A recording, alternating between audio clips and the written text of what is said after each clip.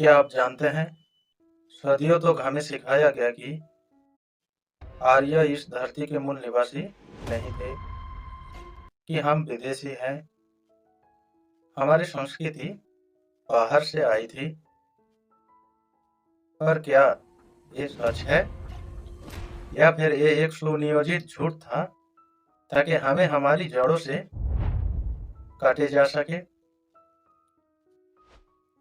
इस सिद्धांत की नींव अंग्रेजों ने रखी थी। 19वीं शताब्दी में मैक्स मुलर नामक एक जर्मन विद्वान ने आर्यन इन्वेजन थ्योरी दी।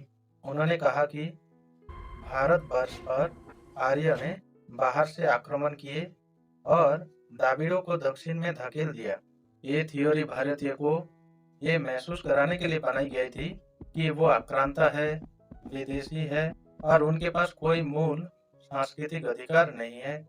क्योंकि अगर तुम अपने जड़ों से काट जाओगे तो तुम्हारा धर्म, ज्ञान और आत्मगौरव भी सूख जाएगा। अंग्रेजों को भारत पर लंबे समय तक राज करना था, इसलिए उन्होंने डिवाइड एंड रूल की नीति अपनाई। उन्होंने हमें जातियों में, भाषाओं में उत्तर दक्षिण में बांट दिया और इस थ्योरी से उन्होंने यह प्रचारित किया कि ब्राह्मण आर्य है और शूद्र द्राविड़ है। ये था उनका समाज में देश का बीज बोना, ताकि कभी हम एकजुट ना हो सके।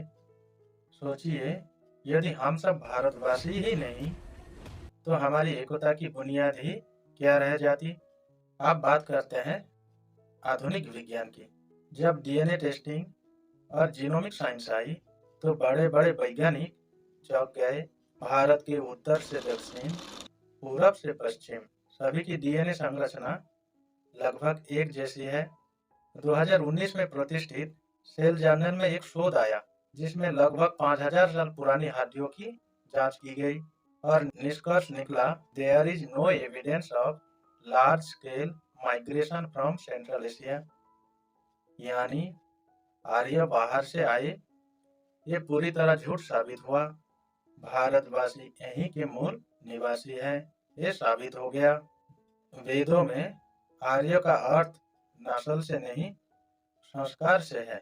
आर्य का अर्थ है जो संयमी हो, सत्यनिष्ठ हो, धर्मपरायण हो। मनुस्मृति कहती है, आचार्य युक्त आर्य, जिसका आचरण श्रेष्ठ हो वही आर्य है। फिर आर्य कोई जाति या नस्ल कैसे हो सकते हैं? और आज तक कहीं भी वेदों या किसी शास्त्रों में आर्य बाहर से आए ऐसा एक भी प्रमाण नहीं है।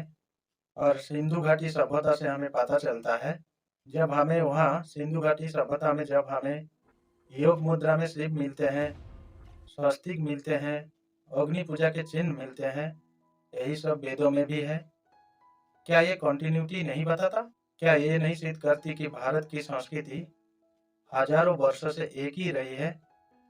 आध्यात्म, तप, योग, वेद, ध्यान, प्रकृति पूजन कोई बाहर से लाया गया ज्ञान नहीं, ये भारत की आत्मा से निकली अमृत है।